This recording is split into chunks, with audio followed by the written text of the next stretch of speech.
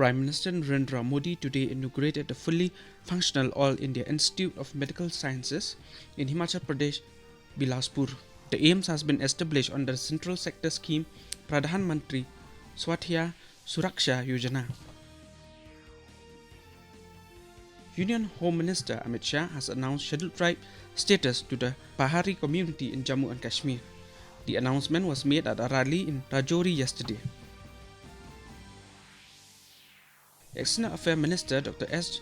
Shankars will be on a week-long visit to New Zealand and Australia from today.